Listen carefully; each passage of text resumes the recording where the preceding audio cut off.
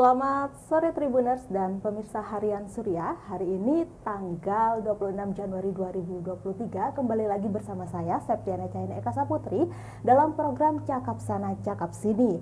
Nah, di sore hari yang hujan ini, sekarang sedang musim hujan, ya, kali ini Septiana akan mengajak Tribuners dan pemirsa Harian Surya untuk membahas lebih dalam tentang dunia pendidikan. Nah, kali ini saya akan mengangkat tema tentang ABK anak berkebutuhan khusus, ya. Nanti saya akan mendatangkan narasumber yang berkompeten di bidangnya untuk membahas lebih lanjut tentang metode pembelajaran anak berkebutuhan khusus itu seperti apa sih, dan juga cara berkomunikasi dengan anak berkebutuhan khusus itu seperti apa. Dan saat ini di studio kita telah hadir narasumber yang sangat berkompeten di bidangnya, yaitu ada Bu Nur Hidayah, guru pengajar dari Sekolah Luar Biasa Putrajaya Malang. Selamat sore Ibu. Selamat sore Mbak Eka. Iya Ibu. Bu, bisa boleh diceritakan dong Bu, awal mula Ibu menjadi guru SLB ini? Oh iya, terima kasih. Saya sapa pemirsa dulu Mbak Eka. Iya, ya. Selamat sore pemirsa semuanya. Senang sekali sore ini saya punya kesempatan untuk berbagi pengetahuan dan pengalaman dengan Anda semuanya. Tentang pengalaman awal mula ya Mbak ya? Iya, awal mula Ibu menjadi guru SLB di Putrajaya iya. Malang ini tahun berapa Ibu? Dan sudah berapa lama Ibu menjadi guru pengajar di SLB ini? Oke, awal mula yang jelas berangkatnya dari background pendidikan ya. Pendidikan ya, Ibu. Kan kalau ngajar di sekolah luar biasa itu mesti harus punya background keilmuan tentang pendidikan luar biasa ya. Jadi awalnya dari sana berangkatnya, kemudian kalau di Putrajaya saya belum lama Mbak, baru tahun 2018 saya di Putrajaya. Ya, jadi saya pindah dari Surabaya.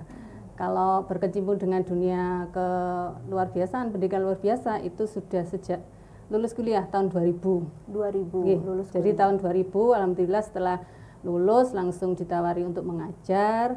Ya alhamdulillah saya terima untuk mengabdikan diri ya, mengaplikasikan ilmu dan mencari pengalaman. Jadi untuk mengajar di sekolah luar biasa sudah sejak tahun 2000. Tapi untuk di Putrajaya ini memang karena saya mutasi ya, jadi baru tahun 2018 kemarin. Itu Mbak.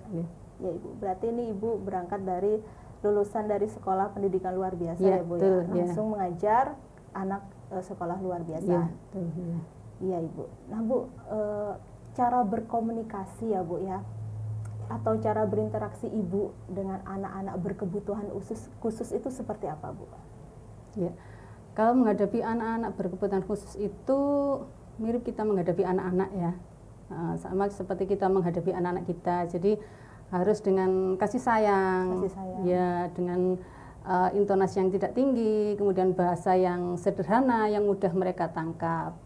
Itu cara berkomunikasinya. Dan di ABK itu kan macam-macam Mbak ya, ada yang tunanetra, tunarungu, tunagrahita, daksa, autis dan sebagainya itu. Jadi memang berkomunikasinya secara umum gitu sama ya, jadi harus dengan perasaan yang lemah lembut, kemudian pilihan kata yang mudah dipahami oleh mereka, kemudian juga tidak dengan kalimat yang panjang. Ya, jadi kalimat yang pendek yang mereka mudah mengerti. Kalau dengan anak tunanetra itu karena dia hambatannya hanya tidak bisa melihat, jadi komunikasinya juga biasa sama seperti anak normal pada umumnya. Kalau dengan tunarungu karena dia hambatannya tidak bisa dengar, hanya kita harus komunikasinya manfaatkan oral ya. Jadi mereka harus melihat mulut kita supaya paham. Jadi kita bicaranya harus jelas, mulutnya a i u e o nya itu harus jelas. Kalau misalkan tunarungu atau tunawicara itu ya Bu ya, cara berkomunikasinya itu apakah menggunakan isyarat sibi atau bisindo? Iya, kalau bisindo itu kan belum lama ya tren ya. Ibu. Jadi sejak dulu yang dipakai di dunia pendidikan itu sibi yang dipakai Mbak. Sibi. Iya, jadi memang itu resmi sesuai aturan pemerintah, jadi sibi yang digunakan. Kalau bisindo itu bisa digunakan untuk anak-anak di luar sekolah. Jadi untuk komunikasi sehari-hari. Ya, kalau sibi itu kan memang mengajarkan anak berbicara secara terstruktur, Mbak. Kalau bisindo itu ya hanya komunikasi aja, jadi tidak butuh terstruktur. Misalnya menyapu itu kan anak kalau di Sibi itu diajari me itu bagaimana dan nyapu itu bagaimana. Kalau di Bisindo tidak ada me itu. Jadi keuntungannya kalau di Sibi anak bisa menulis dengan teratur. Jadi tata kalimatnya itu sesuai dengan aturan. Kalau di Bisindo kekurangannya mereka kalau misalnya harus menulis kayak karya ilmiah itu mereka kesulitan. Ya, karena memang tidak detail. Kurang terstruktur ya. Kalau Sibi itu bukan gerakan tangan A, B, C gitu nggak Bu? Ya sama, Sibi, Bisindo sama dengan gerakan. Iya, gerakan tangan. Cuma beda kayak abjadnya, kalau Sibi itu A kan gini, kalau Bisindo A gini, ya. Jadi memang lebih mudah dipahami oleh anak-anak, karena memang A bentuknya gini. Kalau A-nya Sibi kan A kecil gini ya, B-nya gini. Ini kan B kecil, kalau anak-anak kan B gini kan ya. Jadi sama-sama menggunakan ini gerakan tangan, cuma beda, isyaratnya beda. Iya. Kalau untuk bersosialisasi Bu antara anak-anak ABK itu di Putrajaya Malang itu bagaimana Bu? Kalau bersosialisasi ya kebetulan di SLB Putrajaya itu kan SLB umum ya, maksudnya tidak spesifik ngajari anak tunanetra atau tunarungu, enggak. Jadi semua ketunaan itu kita terima. Jadi anak-anak bersosialisasi juga biasa, sama mereka saling memahami. Jadi tidak ada yang kemudian tunarungu milih ngumpul sendiri dengan tunarungu, enggak, Grahita sendiri enggak, Daksa sendiri enggak. Mereka campur jadi satu Mbak. Karena kalau di proses pembelajaran mulai pagi itu kan setelah anak-anak penerimaan di gerbang itu kemudian 7:30 masuk itu mereka duduk bersama di tangga, kemudian berdoa bersama, bersalaman bersama, nyanyi bersama itu. Jadi memang sudah sejak awal itu mereka dibaurkan. Jadi tidak ada pembeda ya Bu. Pembeda. Cuma untuk memang proses kan ada menyanyi menyanyi yang tunarungu memang disendirikan karena mereka harus dipandu isyaratnya, menyanyi lagu Indonesia Raya itu kan ada isyaratnya. Itu memang untuk memudahkan pembelajaran mereka memang disendirikan, tapi tetap di satu tempat itu. Nah kalau yang menyanyikan lagu Indonesia Raya itu bagian dirijennya itu siapa Bu kira-kira? Apakah anak-anak dari ABK atau bagaimana? Oh ya, kebetulan di Putrajaya ada guru yang tunarungu. Jadi memudahkan. Tapi selain itu pun guru yang lainnya yang bisa ya memandu isyaratnya lagu Indonesia Raya dan beberapa lagu nasional itu kan wajib tiap pagi dinyanyikan itu Mbak. Jadi setelah berdoa, bersalaman, kemudian menyanyikan lagu Indonesia Raya, kemudian lagu pelajar Pancasila, kemudian juga lagu nasional itu bergantian tiap hari biar anak-anak kenal ya. Kemudian terakhir membaca Pancasila. Itu semuanya diisyaratkan untuk yang tunarungu. Jadi itu dipandu oleh guru khusus tunarungu, kemudian atau guru yang lain juga yang menguasai tunarungu. Nanti ya beberapa tempo ya anak-anak yang memimpin gitu ya. Oh seperti itu ya Bu ya. Kalau faktor pendukung dan penghambat Ibu selama mengajar di SLB Putrajaya Malang ini apa Bu? Kalau penghambat pendidikan itu kan hanya tanggung jawab sekolah Mbak ya. Tanggung jawab masyarakat juga dan juga orang tua. Jadi yang menjadi penghambat yang utama sebenarnya bukan penghambat tapi justru tantangan itu saya lebih suka menyebut tantangan daripada hambatan. Jadi tantangannya ya mengajak orang tua untuk lebih aware dengan pendidikan anak-anak. Jadi kalau sekolah berjalan sendiri itu kan ya tidak mungkin. Karena mereka di sekolah hanya berapa jam. Kemudian kelanjutannya di rumah ini kan sebenarnya yang lebih besar berperan ya. Jadi tanggung jawab orang tua itu yang sebenarnya lebih besar. Tapi tantangannya juga kan tidak semua orang tua paham ya cara mendidik anak-anak itu kan. Kadang anak-anak pulang ya wis di rumah dibiarkan, tidak ditindaklanjuti. Jadi akhirnya itu tadi tidak berkesinambungan pembelajarannya. Ya itu tantangannya. Jadi memang kita harus sering-sering mengajak orang tua berkomunikasi supaya paham bagaimana kalau di Putrajaya itu Mbak untuk murid-murid baru ya. Jadi di awal itu kan sebelum diterima itu kan di assessment dulu ya. Di assessment supaya paham si anak ini kelebihannya apa, kemudian ketidakmampuannya apa. Lah ini yang kelebihannya ini yang kita gali. Kemudian kita komunikasikan ke orang tua supaya orang tua paham bahwa anaknya punya kelebihan ini yang bisa dikembangkan. Jadi jangan difokus ke ketidakmampuannya. Jadi kelebihannya ini yang kita komunikasikan ke orang tua. Jadi kita sampaikan, Bu, anaknya begini-begini, nanti dia bisa diarahkan ke sini. Gitu, akan ada yang bisa diarahkan ke akademis, tapi ada yang bisa diarahkan ke vokasi, Ada yang ngapunten mampu rawat. Iya, mampu rawat itu kan ya wis kan dirawat Mbak ya. Itu harus kita sampaikan orang tua supaya orang tua juga paham, juga tidak punya ekspektasi yang berlebihan. Saat pertemuan dengan orang tua pun ya kita sampaikan bahwa anak-anak ini bukan sakit kondisinya, karena kalau sakit itu kan kondisinya di rumah sakit ya untuk pengobatannya. Jadi anak ini nih bukan sedang sakit, tapi memang sama Allah diberikan keistimewaan khusus. Ya itu yang harus kita kembangkan ya Bu. Iya. Jadi tantangan utamanya itu kita harus bisa kerjasama dengan orang tua supaya pendidikannya berjalan dengan sesuai dengan prosedur ya Bu ya. Bu, kalau di Sekolah Luar Biasa Putrajaya Malang ini anak-anak ABK-nya itu apa aja Bu? Ada tunanetra tapi tidak tunanetra yang total Mbak ya. Low vision, tunarungu ada. Kemudian tunagrahita, tunadaksa, autis. Karena visinya lembaga itu Yayasan Putrajaya itu jangan sampai kita tidak menerima anak-anak untuk bersekolah. Jadi bagaimanapun kondisi anak, ketika orang tua punya kesadaran untuk menyekolahkan itu kan sudah nilai lebih ya. Jadi mereka harus kita terima apapun kondisinya. Jadi memang tidak ada kekhususan SLB Putrajaya, SLB khusus tunarungu tidak. Jadi semua difabel ya, itu kita tampung, kita berikan pelayanan optimal sesuai dengan potensinya dari hasil asesmen tadi. Ya gitu. Seperti itu ya Bu ya. Bu, kalau misalkan motivasi ibu ya Bu ya, dalam mengajar anak SLB itu apa? Motivasinya ya yang pertama yang jelas mereka kan sesama makhluk Allah ya. Jadi itu motivasi pertama, bagaimana kita bisa memberdayakan mereka, karena kan tidak ada produk itu yang sia-sia ya, tidak ada ciptaan Allah yang sia-sia. Jadi yang motivasi utama itu, jadi kita sesama makhluk harus saling berbagi ya. Kalau dalam hal ini ya kapasitas berbagi ilmu ya. Jadi motivasi yang jelas itu Mbak. Jadi bagaimana kita bisa memberdayakan anak-anak yang luar biasa itu menjadi benar-benar luar biasa dengan keistimewaannya. Dengan keistimewaannya masing-masing yang mereka miliki ya Bu. Iya. Kira-kira ya Bu ya, di SLB Putrajaya Malang ini ada gak Bu siswanya itu yang berprestasi atau memiliki kemampuan lain? Berprestasi banyak Mbak. Banyak. Yang kalau di SLB itu kan sama dengan sekolah umum ya, ada ajang-ajang kompetisi itu. Ya, ada kemarin yang menang di lomba seni itu. Lomba seni? Ya, ada yang pintar membatik itu Mbak. Memang anak-anak telaten dari tunarungu. Itu alhamdulillah kemarin mewakili Kota Malang ke provinsi. Kota Malang ke provinsi. Tapi ya butuh proses lagi untuk lolos di tingkat nasional.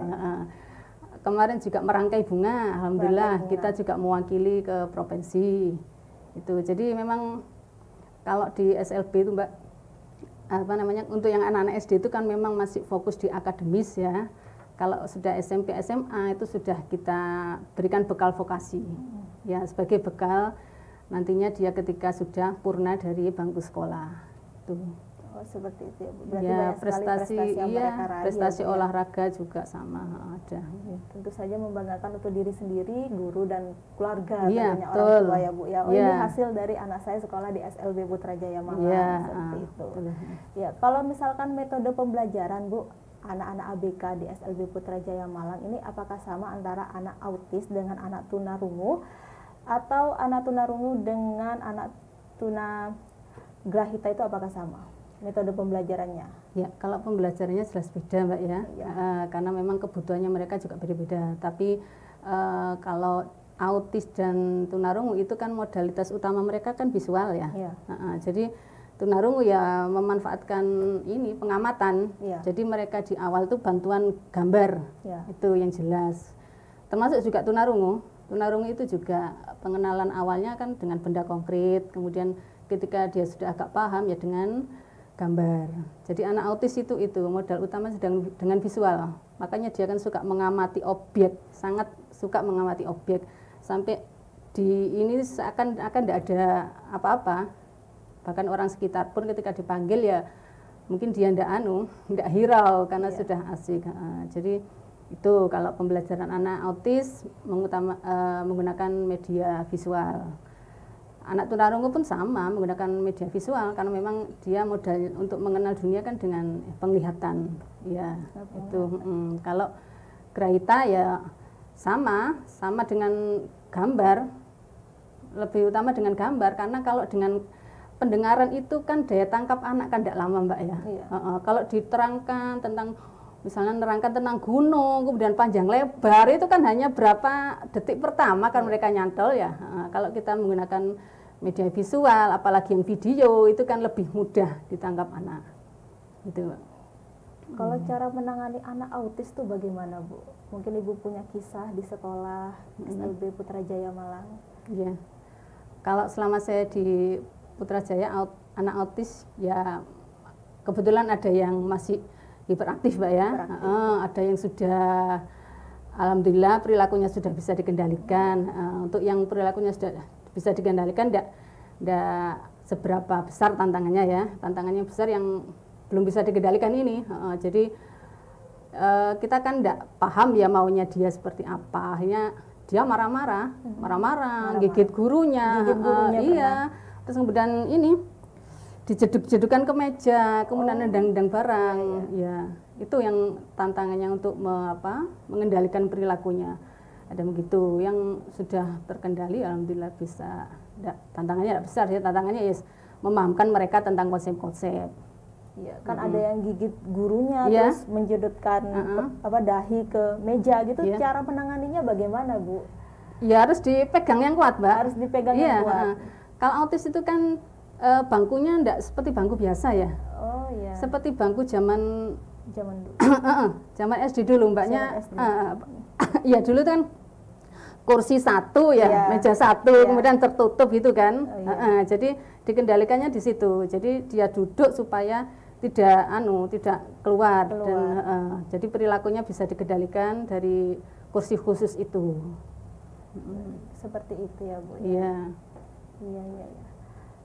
Kalau sekarang ya Bu ya, cita-cita mereka itu apa Bu kira-kira? Kalau mereka ditanya cita-cita Mbak, macam-macam jawabannya. Ada yang jadi dokter, ada yang jadi pilot, cita-citanya banyak Mbak. Ya kita hargai ya, karena itu sesuai dengan imajinasi mereka. Tapi kembali lagi kita sebagai orang dewasa yang mendampingi harus bisa mengarahkan mereka sesuai potensinya ya. Yaitu jadi modal awal saat asesmen murid baru itu harus kita kawal terus sampai dia SMA mendekati purna itu supaya dia punya hasil dari sekolah. Kan kasihan kalau misalnya sudah lulus tapi bingung tolak-tolak mau kemana ya, itu kan tidak kita harapkan. Berarti harus didampingi ya Bu ya, mau kemana gitu. Iya, harus diarahkan. Tapi ya itu tadi ya, tetap kerjasama orang tua itu yang penting. Kerjasama dengan orang tua secara baik ya Bu ya. Apakah sampai saat ini anak SLB di Putrajaya Malang ini ada yang sudah bekerja Bu? Kalau bekerja banyak. Ya, ada yang terutama anak-anak tunarungu itu ya. Ada yang bekerja di kebun jeruk ada. Kebun jeruk di mana itu Bu? Di daerah Ndau sana di Batu. Di Ndau. Ada yang jadi kurir. Ya, ada. Kemudian ada yang ini yang juga masih sekolah ini juga sudah nyambi kerja Mbak. Di bersih-bersih makam itu kalau Jumat apa itu ya kan banyak orang ziarah. Itu dia datangnya terlambat karena harus berkarya dulu di makam.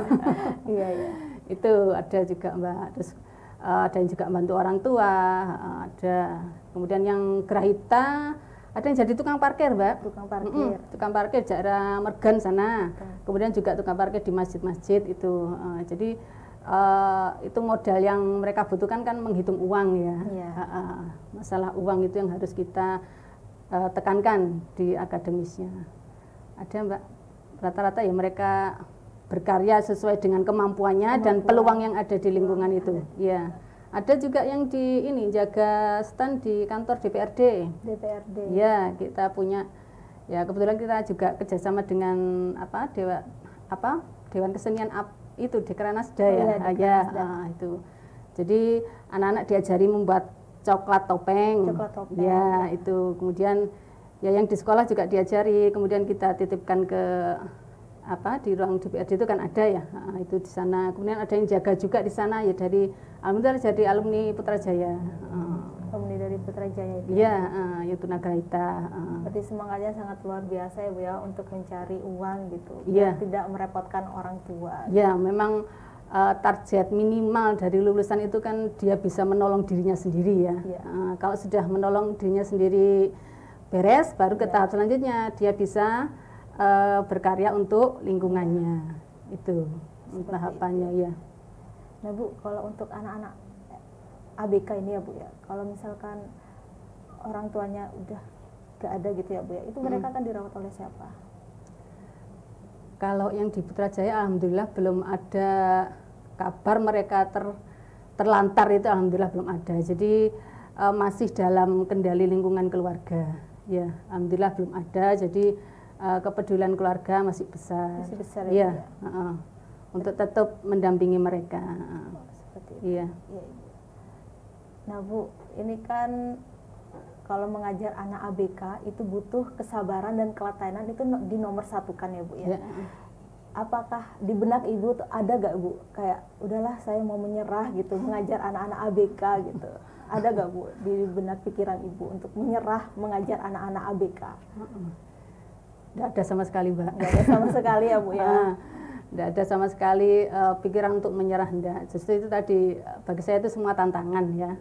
Jadi sesulit apapun kalau kita bisa menaklukkan itu kan suatu ya kesuksesan menurut saya gitu kan ya. Jadi enggak ada kepikiran untuk kemudian nyerah, putus asa, enggak ada. Justru ketika kita membimbing anak-anak belum berhasil itu justru kita akan terpacu ya untuk berpikir gimana caranya supaya anak-anak ini bisa potensinya berkembang dan mencapai hasil yang optimal. Iya, dan ada produk dari potensinya itu. Seperti itu ya Bu ya. Iya. Ya. Kalau Ibu sendiri ini ya Bu ya, kan dulu kan lulusan sekolah pendidikan luar biasa ya Bu ya. Menjadi guru SLB sekolah luar biasa. Ini apakah Ibu memilih jurusan pendidikan luar biasa ini dari benak hati Ibu atau ada suruhan dari orang tua atau bagaimana Ibu? Kalau suruhan dari orang tua enggak ada Mbak. Jadi orang tua memberikan kepercayaan pada saya untuk memilih yang terbaik. Dan tentang PLB itu zaman dulu kan belum tren Mbak. Iya, belum tren. Jadi kalau misalnya dikatakan nyasar itu ya agak nyasar. Enggak nyasar ya Bu ya. Kan pendidikan luar biasa itu kan sebenarnya areanya luas Mbak ya, termasuk anak gifted, talented itu kan sebenarnya juga lingkup pendidikan luar biasa. Cuma saat itu saya kan lulusan UNESA ya, di UNESA tidak ada yang jurusan itu untuk nangani anak gifted, talented, CB itu ya, cerdas istimewa, bakat istimewa, tidak ada. Jadi ya setelah dinikmati sama-sama luar biasanya begitu. Luar biasa. Iya, sama-sama luar biasanya. Ya. Terus harapan Ibu buat murid-murid Ibu di SLB Putrajaya Malang ini apa Bu? Ya, untuk harapan saya termasuk harapan semua guru-guru, jadi sekolah kita Putrajaya kita bikin brand sekolah anak hebat Mbak. Sekolah anak hebat. Sekolah anak hebat. Jadi nanti misalnya di googling Putrajaya mesti keluar sekolah anak hebat. Sekolah anak hebat. Ya, untuk menyemangati diri kita juga sebagai pendidik, juga menyemangati orang tua dan juga anak bahwa saya ini hebat ya, bagaimanapun kondisinya, misalnya orang melihat dari sisi yang lain, tapi kita tetap menyemangati bahwa kita semua itu hebat. Hebat ya? Iya, hebat, karena itu tadi sama-sama ciptaan Allah yang istimewa, tidak ada produk gagal itu kan ya. Jadi kita semangati bahwa kita semua adalah hebat. Dan kita pacu mereka untuk berkompetisi sesuai dengan potensi masing-masing. Potensinya masing-masing. Iya. Ya. Ibu, terima kasih Ibu atas waktu dan kesempatannya sama-sama telah hadir di Surya Malang untuk membagi ilmu yang Ibu punya menjadi narasumber di sini. Ya, sama-sama. Oke. Baik, Tribuners, sampai di sini dulu perjumpaan saya kali ini di Cakap Sana, Cakap Sini. Nantikan program-program yang unik dan menarik di tanggal-tanggal selanjutnya. Oke, saya Septiana Cahani Eka Saputri dan Ibu Nur Hidayah pamit undur diri dan sampai jumpa. Dadah.